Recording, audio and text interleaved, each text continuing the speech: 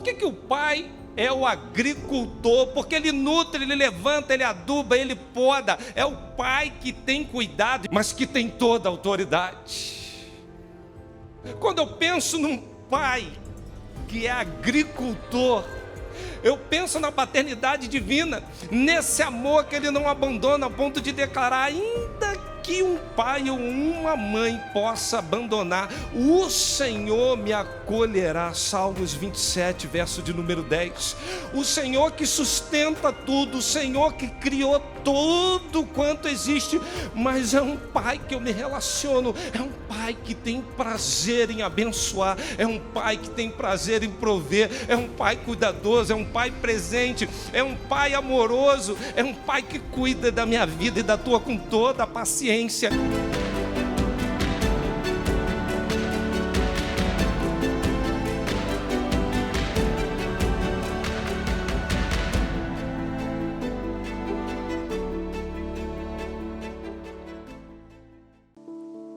E o tema da reflexão nesta manhã é permanecer sempre, nunca desistir.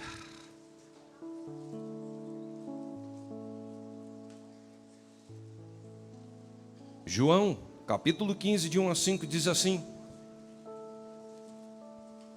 eu sou a videira verdadeira, o meu pai é o agricultor.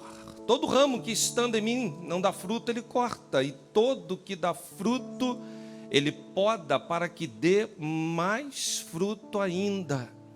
Vocês já estão limpos pela palavra que lhes tenho falado.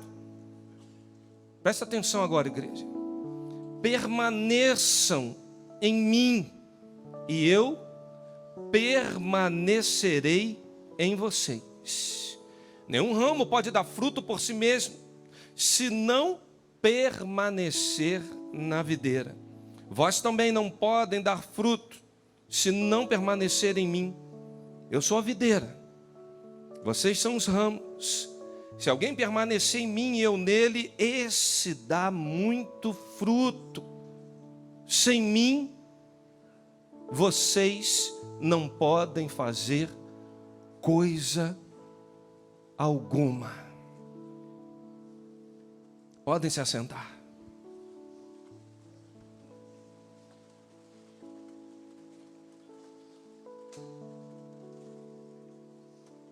Chamados para frutificar é o tema desafiador para este ano. E quando a gente pensa em frutificar, a gente pensa logo num crescente, naquela obra que pode agradar ao Senhor, mas numa obra estruturada. E fica aquele dilema: a igreja é um organismo, uma organização. Eu diria que ela é as duas coisas, pois jorra fonte de água viva quando a gente está na videira verdadeira. Agora, a igreja, para crescer, nós precisamos compreender o que está em Atos 6. Quando a igreja começou a ter problema, então é montado ali um conselho diaconal para ajudar numa estrutura de algo que precisava ser feito. Ou seja, crescimento sem estrutura não dá certo. Agora, de que adianta uma tela linda, um som maravilhoso, uma iluminação estupefata? De que adianta a gente criar organizações funcionando e operando muito bem, se a igreja, com toda a estratégia que ela possa ter, não há seiva do trono da graça permitindo o crescimento? A gente vai começar a perceber então na palavra de Deus, em 1 Timóteo 5,17, Atos 3, que tudo quanto a liderança fazia, ela era honrada. Por quê?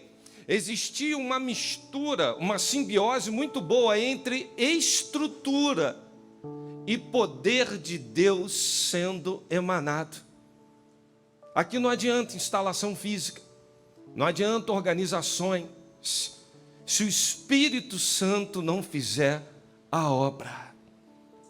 E é o tempo que eu quero despertar, então, chamar a igreja para esta realidade da videira, de uma videira em que Jesus fala como uma expressão do eu sou. E o texto começa dizendo isso: eu sou. E pela última vez, nesse texto, nós vamos compreender que Jesus está falando e usando essa expressão, eu sou. Ele já tinha dito, eu sou a luz do mundo, eu sou a porta, eu sou o caminho, eu sou a verdade, eu sou a vida. Ele diz mais, eu sou a ressurreição e a vida. E agora então, ele começa a fazer uma analogia, dizendo, eu sou. E vai citar a videira, até porque, quando se entrava lá no templo para adorar a Deus, a essa época existia uma videira enorme de ouro, a altura de uma pessoa. Era uma simbologia. E qual era o símbolo que ali carregava aquela videira de ouro? De um lugar próspero, de poderio. E Jesus fala assim, eu sou a videira verdadeira. Porque tem gente que está ligado na videira falsa. E quando você começa a estudar então o que é uma videira, uma parreira, você vai perceber que tem uns galhos, umas coisas assim falsas. Não é a verdadeira, mas que dão até uma sustentação. Você vai ver que às vezes na videira tem aqueles brotos, os rebentos que não crescem como os outros, que vão com muito vigor.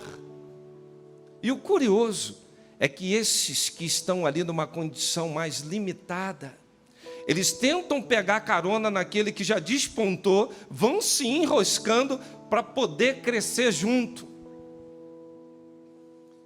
E Jesus, na sua enorme sabedoria, ele começa a falar, eu sou a videira verdadeira. Por quê? Muita gente que estava no templo adorando, estava servindo a uma videira falsa. A única entidade que a Bíblia fala que aquilo é um falso Deus, falou de mamon, de dinheiro, de poderio. E Jesus fala, não, isso aí não tem poder nenhum. Eu sou a verdadeira. O que vocês estão vendo aí no templo, isso é falso. Você vai ver nas moedas usadas na nação de Israel. Já no tempo dos Macabeus, tinha essa esfinge com poder. Ou seja, Mamon estava ali caracterizado dentro do templo e na moeda corrente. O que tinha na moeda? Uma videira. E Jesus está querendo ensinar aquele povo falando, olha, não adianta vocês colocar a confiança no dinheiro. Não adianta colocar confiança no trabalho. Não adianta ter uma boa conta bancária. Não. Não adianta você botar sua esperança em governante. Tem muita gente frustrada, decepcionada esse início de ano. Irmãos, a minha oração, e eu falei isso lá em casa, é Deus, muda a minha vida. Porque talvez, se eu não tenha um governante que eu gostasse, o Senhor com certeza não tem uma igreja que o Senhor se alegre, a igreja sou eu. O dia que eu for à igreja que o Senhor vai se alegrar, eu vou ver coisas diferentes nessa nação. Eu vou ver coisas diferentes nessa nação. A minha oração agora é, me muda, começar em mim. Me liga na videira verdadeira. Porque eu sei que coisas grandes vão acontecer. Jesus como fonte de sustento, provisão, alegria, até porque a parreira vai gerar uva, que vai gerar o vinho, e o vinho tem toda a simbologia da alegria. Lembrem-se vocês, as bodas de Caná da Galileia, tinha acabado a alegria.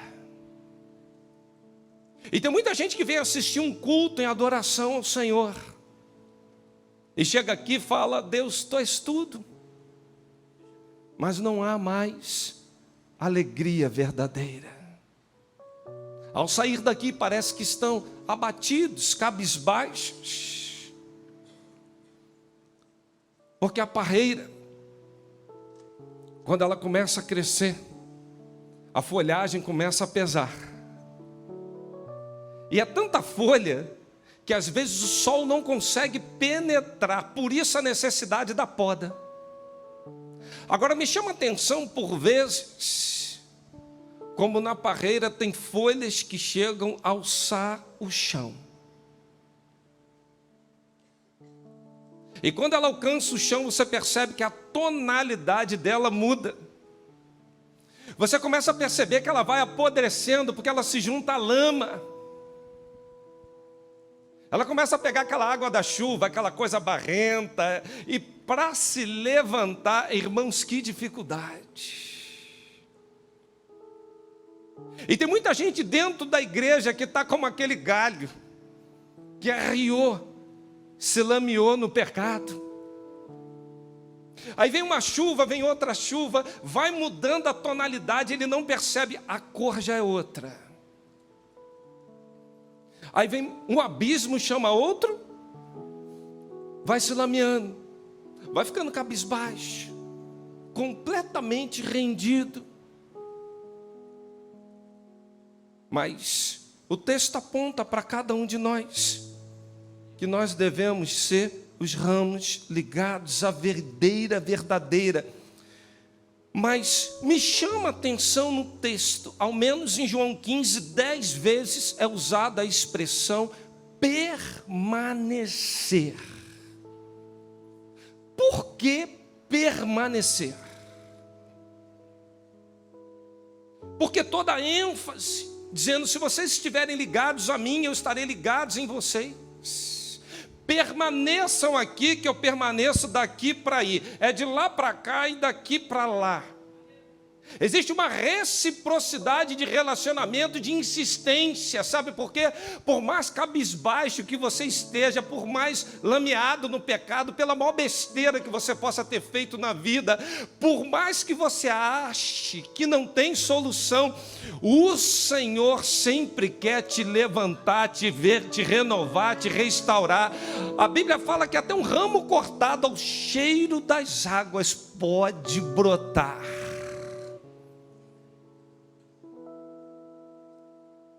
Agora, qual é o segredo? Permanecer. Não desliga, não. Sabe por quê? O texto começa dizendo, o meu pai é o agricultor. E a terminologia grega para agricultor aqui utilizada é geólogos, que quer dizer, é o dono, é quem mantém, é quem sustenta, é quem conhece tudo. Me chama a atenção porque não foi usada a palavra ampelogos, que quer dizer viticultor, que seria o tratador específico para esse tipo de vegetação. Não. O texto está dizendo que Deus é aquele que tem a propriedade, o governo e a autoridade. Não é uma simples pessoa que está ali que cuida assim, não. E isso aponta muita coisa para mim e para você. Porque quem domina, cuida, é o dono, ele ara, ele tem cuidado de nós. Deus não é um Deus que a gente começa a ver numa teologia estranha, já nos primeiros séculos, que dizia que Deus criou o mundo, o cosmos e tudo que nele há, mas entregou a sua própria sorte. É o famoso deísmo. Sabe por quê? A gente sempre fala que Deus pode todas as coisas, até o momento em que chega o câncer na tua casa, até o momento que o desemprego bate na tua porta, aí você começa a duvidar do poderio de Deus. Deísmo. A gente crê num Deus mantenedor, criador, mas a gente não crê no Emanuel, no Deus presente na criação, que governa, que cuida de tudo nos mínimos detalhes. A gente crê na transcendência, mas quando fala da imanência, Ele é Emanuel, Ele é Deus conosco, Ele é o socorro bem presente na angústia, Ele tem estado conosco, a barreira arriou, Ele levanta, Ele cuida, Ele trata, Ele tem autoridade sobre tudo, sobre todos, que Ele é o agricultor, não é só aquele que vai tratar da plantinha ali, não, ele gerencia tudo. Isso é teísmo e não deísmo. E isso entrou muito forte na igreja, logo no primeiro século, e me parece que nos dias atuais, isso tem entrado também nas nossas vidas. A gente declara a supremacia de um Deus poderoso. Até o momento, pastor Pedro, que aquelas perguntinhas que são feitas em concílios pastorais. Você crê que Deus pode todas as coisas? E aí o candidato estufa o peito, irmão Ricardo, diz assim: lógico, eu creio. Aí a pergunta é: você crê que Deus possa fazer uma pedra tão pesada que ele não consiga carregar? E qual é a sua resposta? Aí eu creio. Então, se Deus não pode carregar a pedra, ele não tem todo o poder, não tem toda a autoridade. Ah, não, eu não creio. Então você não crê que Deus possa todas as coisas.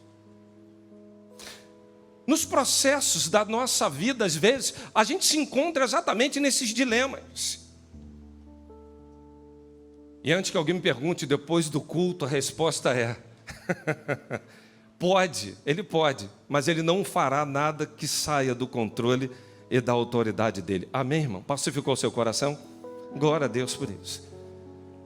Por que o pai é o agricultor? Porque ele nutre, ele levanta, ele aduba, ele poda. É o pai que tem cuidado. Jeremias 31:9 diz: voltarão com choro, mas eu os conduzirei em consolação. Eu os conduzirei às correntes de água por um caminho plano, onde não mais tropeçarão, porque eu sou pai para Israel, e Efraim é o meu filho mais velho. O Senhor quer exercitar um cuidado paterno, é o Abba Pai, é o papaizinho que cuida, mas que tem toda a autoridade. Quando eu penso num pai que é agricultor, eu penso na paternidade divina, nesse amor que ele não abandona a ponto de declarar: ainda que um pai ou uma mãe possa abandonar, o Senhor me acolherá. Salmos 27, verso de número 10. O Senhor que sustenta tudo, o Senhor que criou tudo quanto existe, mas é um pai que eu me relaciono, é um pai que tem prazer em abençoar, é um pai que tem prazer em prover, é um pai cuidadoso, é um pai presente, é um pai amoroso, é um pai que cuida da minha vida e da tua com toda a paciência. Em momentos difíceis o pai consola, em momentos que a gente precisa chegar no final, não tem mais força, ele dá força ao cansado e multiplica a força de quem não tem nenhum vigor. No momento em que a gente acha que o coração já foi embora, ele ara o nosso coração, ele sustenta tudo com a sua palavra infalível, porque tudo fora criado por ele, e fora dele não existe vida.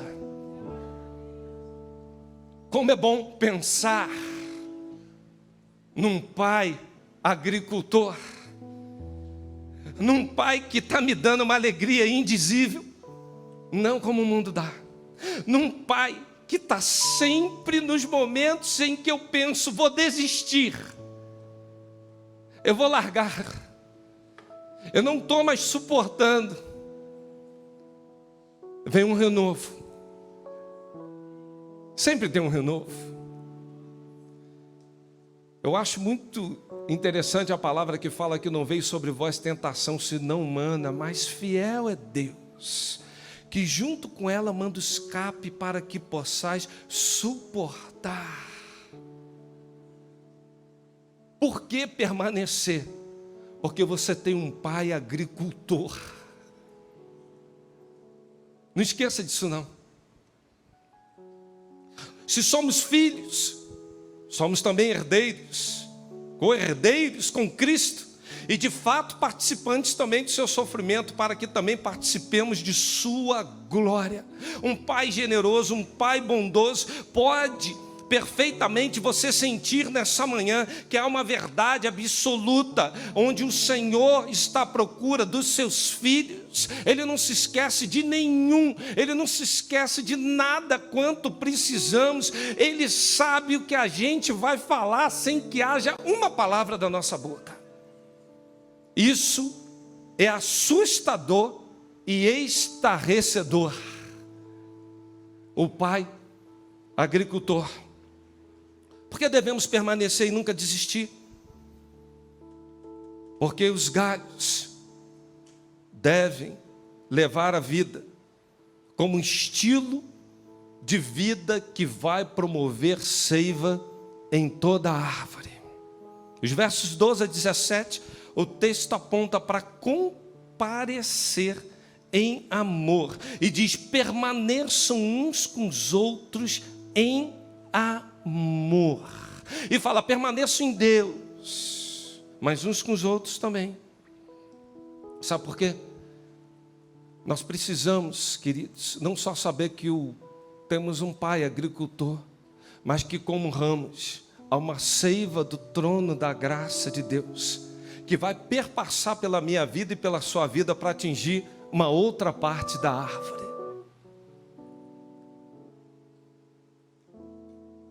Há toda a simbologia de uma comunhão. Sabe por quê? O ramo por si só não é capaz de gerar seiva, vida, fruto ou coisa alguma. Não tem. E essa seiva tem que chegar a cada um de nós, sabe como? Deflagra de um ponto, vai irradiando.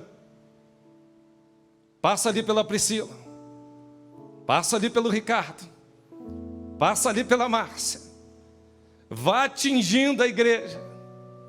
A seiva está descendo, os ramos estão ligados, a comunhão está estabelecida, e aí sim há um sentido verdadeiro do que é viver para a glória do Senhor. Galhos diferentes, sim, cada um tem uma formatação. Assim como você tem uma digital diferente, repara os galhos, irmãos. Você não acha um idêntico ao outro. Por mais você vai ver, na casquinha dele tem um detalhe ali que vai dizer: não, esse ramo é diferente. Mas todos interligados na videira. Qual é a nossa luta? Permanecer nele. Nunca desistir.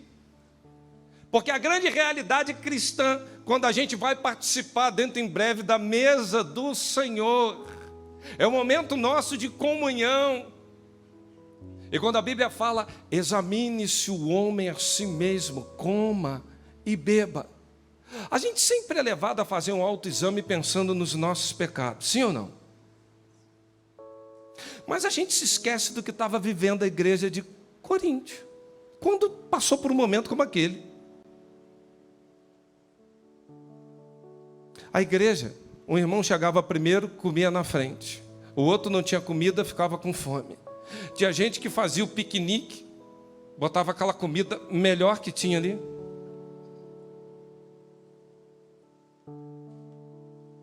E não dividia com ninguém. Ao ponto de o apóstolo Paulo dizer assim: vocês estão se reunindo para o pior e não para o melhor. Porque a gente acha, irmãos, e agora no final do ano nós experimentamos muito isso. Por que uma ceia boa, uma mesa posta, se não for para ter convidados e oferecer um grande banquete? Você vai ver exemplos bíblicos de grandes ceias que não compareceu. Vai lá, manda alguém, manda chamar os convidados. Se é digno, é indigno, começa o dilema ali. Eu não quero entrar por essa seara, mas pensar com os irmãos no seguinte aspecto: o propósito da ceia, a gente acha que é fazer um autoexame pelo pecado. Não, o propósito da ceia é a gente realizar um autoexame e verificarmos dentro de nós até que ponto eu sou um ramo que está vindo seiva do trono da graça para o irmão que está à direita, para o irmão que está à esquerda, para toda a igreja. Porque não adianta a gente vir aqui e ofertar se não tem comunhão. Porque se não tiver, você não está permanecendo nele. Às vezes foi cortado e nem percebeu. Porque é curioso que um galho, mesmo cortado, ele vai ficando, irmãos. Até que com o tempo, começa a murchar, apresentar sintomas de deficiência. Tem uma irmã que foi para Israel, aí olhou lá uma planta lá, trouxe. Eu disse: não vai dar certo, irmão. Ficou dias lá. Depois botou dentro do avião, dentro da bagagem, chegou em casa, plantou. Não é que o negócio deu certo? Uma árvore cortada, às vezes, ela vai perdurar um bom tempo. A gente olha e fala assim, parece que está ligado a alguma coisa. Não está, está morrendo. Não tem mais comunhão. Tem videira que está ligada a coisas falsas, por isso tem a falsa videira.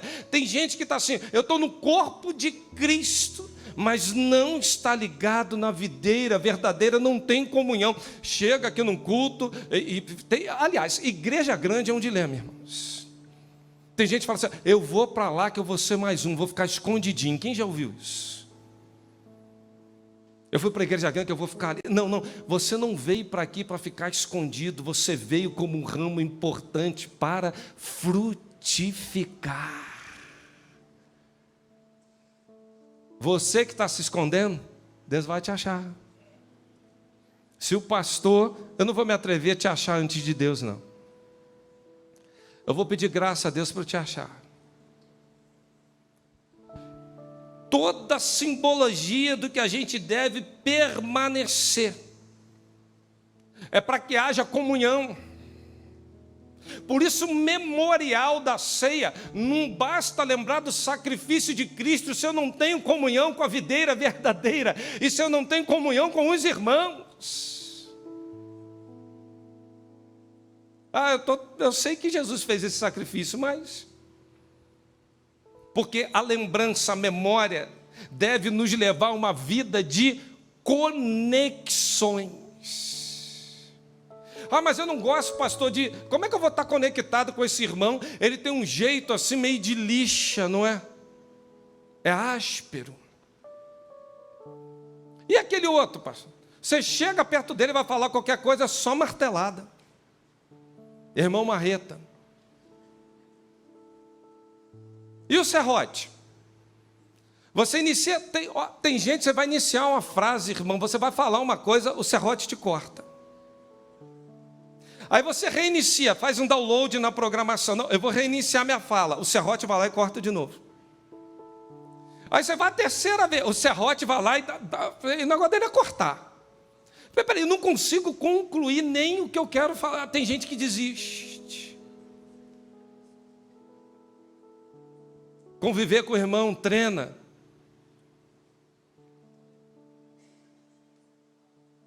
Você chega perto, já está te medindo. Já está radiografando tudo. Mas na oficina de Deus, a trena, o martelo, o serrote, a lixa, dá para fazer uma carpintaria, um serviço de primeira qualidade.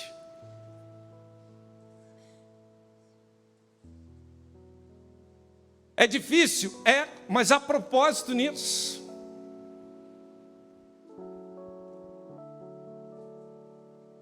Tem irmãos que desafiam a nossa fé, irmãos. Desafio.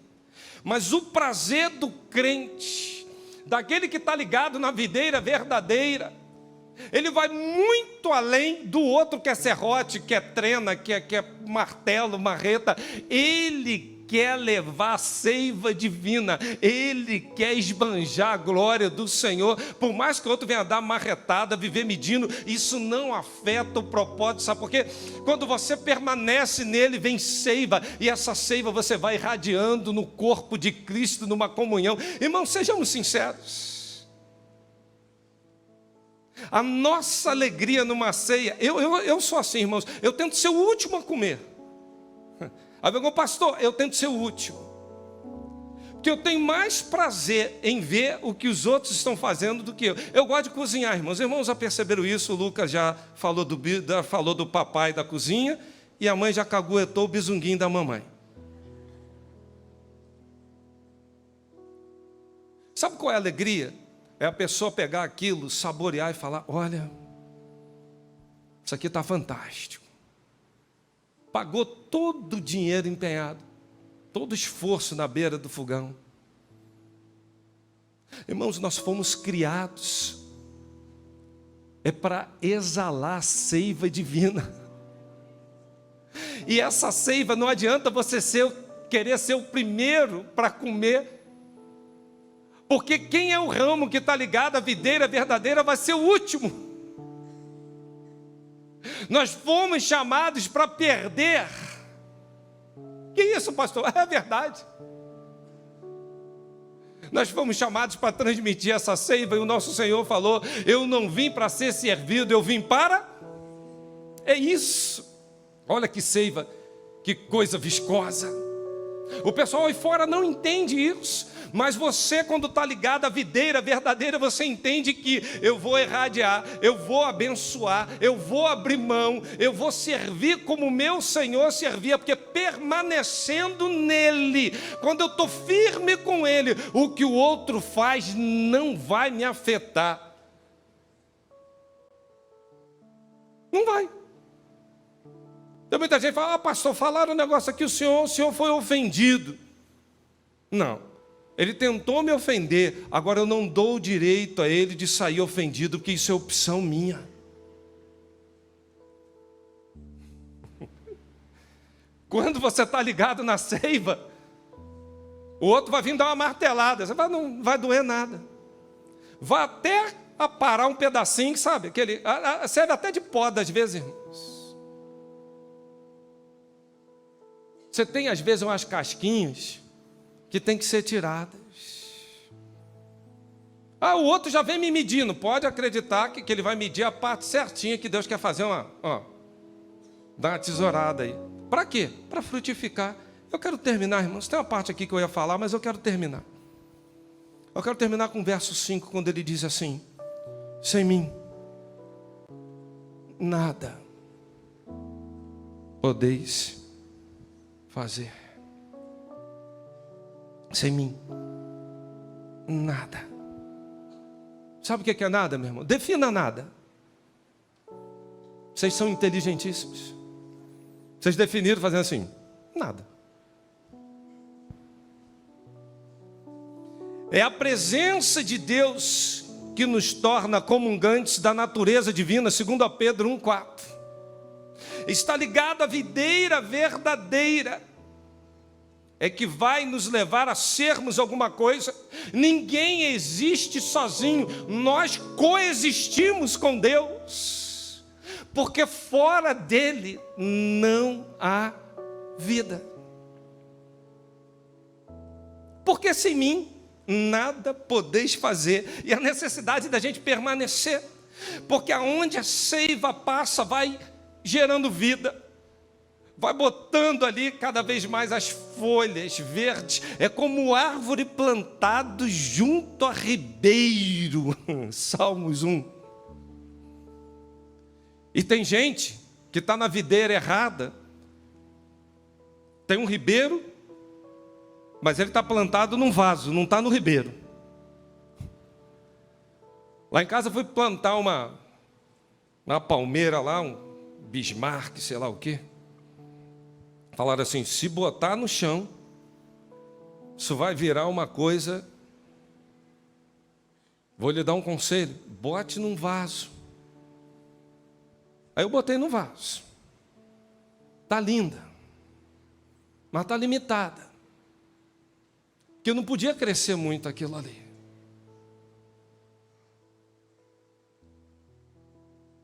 Mas a palmeira, que é a tua vida, o galho, que é a tua vida, precisa estar plantado junto a ribeiro e não dentro de vaso.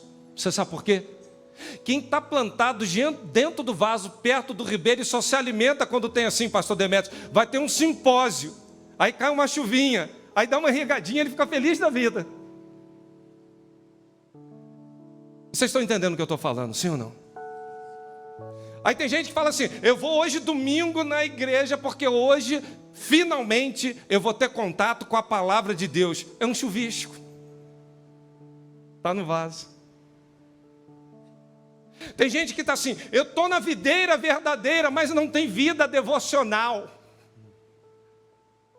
Não consegue discernir o bem e o mal, o sagrado e o profano. Mas vem uma chuvinha, alegra ele. Ele fica todo verdinho, todo serelepezinho, está entendendo? Achando que está ligado na videira verdadeira. Não está, ele está num vaso. Porque quando está plantado junto ao ribeiro, tudo quanto ele faz, o que vai acontecer, igreja? Prosperará. Deus tem prosperidade para a tua vida. Ribeiro, sai do vaso. Para de se alimentar de congressinhos, encontros, não sei o quê. É vida devocional, é seiva do trono da graça do Senhor.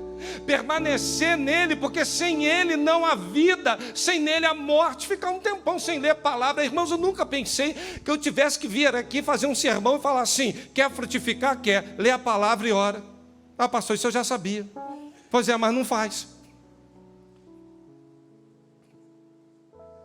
Eu sei que você sabe, mas e a prática? Fica de lado.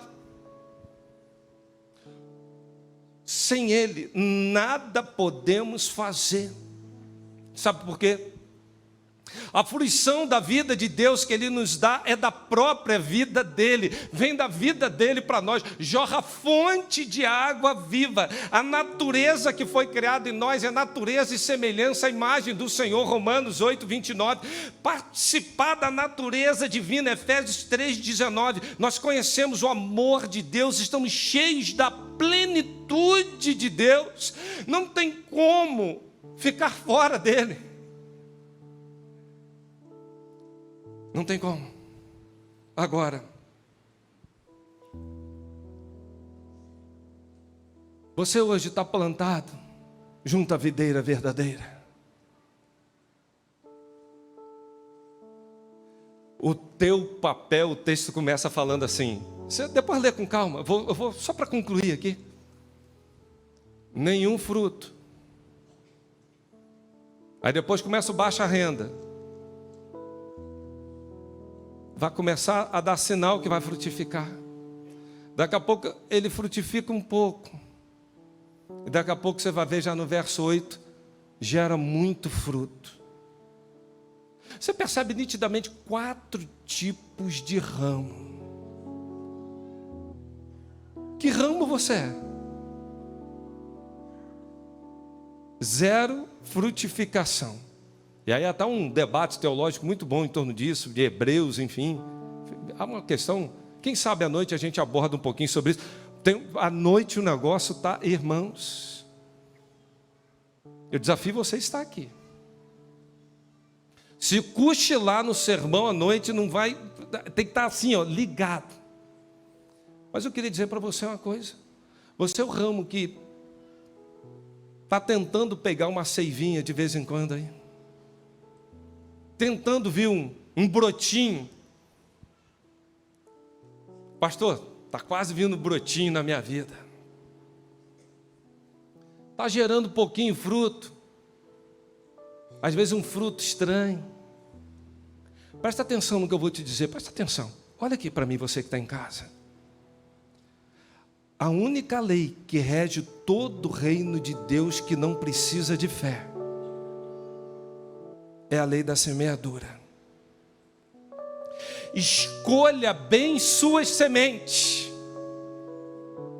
porque ao serem lançadas, por si só, frutificarão. E não adianta querer plantar abacaxi e colher coco. Isso não existe no reino espiritual. Escolha as sementes. Estamos no início de ano. Eu quero terminar dizendo isso para você. Você acha que o teu papel é frutificar? Se eu perguntar à igreja, vai ser uma pegadinha. Todo mundo vai dizer é. Eu vou dizer não. Como assim, pastor? O tema não é chamados para frutificar. O teu chamado é para permanecer nele. Porque tem gente que vem trabalhar, quer gerar fruto. Quem gera fruto é o Espírito Santo de Deus. Há muita gente no ativismo religioso achando que está frutificando, quando na verdade está morrendo. Aí de repente vem a notícia: ah lá, se envolveu com coisa errada, ah lá, o casamento quebrou, ah lá, o que aconteceu. Sabe por quê? Ativismo religioso. Você foi chamado para permanecer nele, não desistir, é insistir, é acordar e falar: Deus, eu não respiro sem o Senhor. Derrama esse pacote de misericórdia que se renova a cada manhã. Deus, tu és o meu tudo, vem a seiva do Senhor. Eu não quero me desligar da videira verdadeira. 10 vezes do 1 ao 5 de João, que nós acabamos de ler, do capítulo 15, está escrito a palavra permanecer. Quando você permanece, você frutifica. E não frutifica pouco não, você vai dar muito fruto. É muito fruto. Você foi chamado para dar muito fruto. Qual é o segredo? Permanecer nele. Repita comigo: eu fui chamado, mais uma vez, eu fui chamado para gerar muito fruto.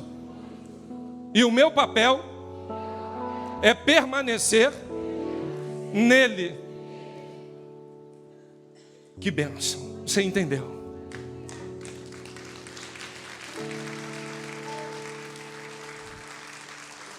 Ele vai fazer da tua vida um galho incomparável. Você vai frutificar.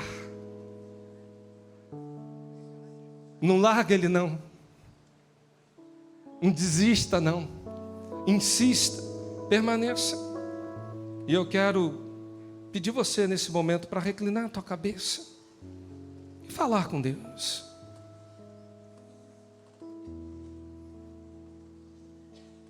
Diz para Ele: Deus, eu achei que eu estava em Ti, mas eu estou tão desligado da videira verdadeira. Esse ano eu não falei do Evangelho para ninguém em 2022. Eu estou frutificando pouco, eu tenho vergonha dos frutos que eu estou produzindo, Deus. Deus, eu reconheço que eu estou morto espiritualmente. Por quê? Eu estou como aquele vaso que o pastor falou. Eu quero estar ali junto ao ribeiro, dar fruto na estação própria. Tudo quanto eu fizer, eu quero ver a prosperidade do Senhor. E o permanecer significa exatamente isso. É um casamento. Nós não podemos ser a geração e o povo que desiste de tudo muito fácil. Desiste de Deus, desiste da igreja, desiste de conversar, desiste do casamento, desiste do filho. Só gera fruto quem está ligado à videira verdadeira. Sai dessa videira falsa. Tem gente que está plantado na igreja, tem gente que está plantado dando aula em EBD, ora, lê a Bíblia, contribui. Tem gente que está plantado numa obra missionária. Tem gente que está pegando carona espiritual em congressos, em cultos, em tantas outras questões, mas não está permanecendo nele. Fala para Deus: Deus, a partir de agora eu não abro mão.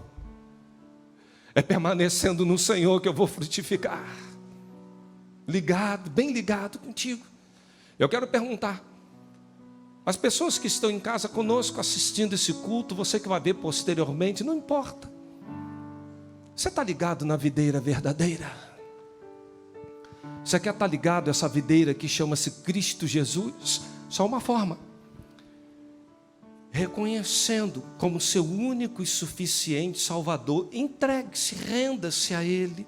Meu desafio para você é: venha se render ao Senhor. Você quer fazer isso agora? Coloca no chat: eu me rendo a Cristo. Eu quero aceitá-lo como meu único e suficiente Salvador. Eu quero orar por você. Quantos estão conosco hoje, aqui presencialmente, dizendo: pastor, eu entendi. Eu quero me render porque eu acho que eu nunca me rendi. Eu preciso tomar essa decisão.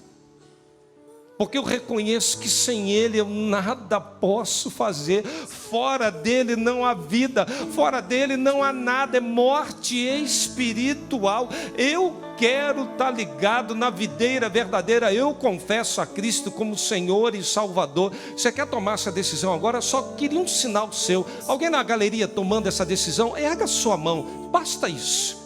Quero orar com você, por você. Você está se rendendo à videira verdadeira, dizendo: eu entendi, pastor.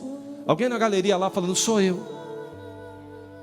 Alguém aqui à minha direita nesse momento falando: pastor, estou me rendendo. Eu tomo essa decisão nessa manhã. À minha direita aqui alguém dizendo: sou eu, pastor. No chat você pode escrever. Alguém aqui à minha esquerda nessa manhã dizendo: pastor, estou me rendendo. Eu vou fazer isso para a glória do nome do Senhor. Onde você está? Basta um sinal dizendo: eu me rendo à videira verdadeira. Sem Ele nada eu posso fazer. Eu vou desistir da vida que eu tinha, que não me levava a nada, e quero agora reviver por uma nova vida em Cristo Jesus. Aonde você está?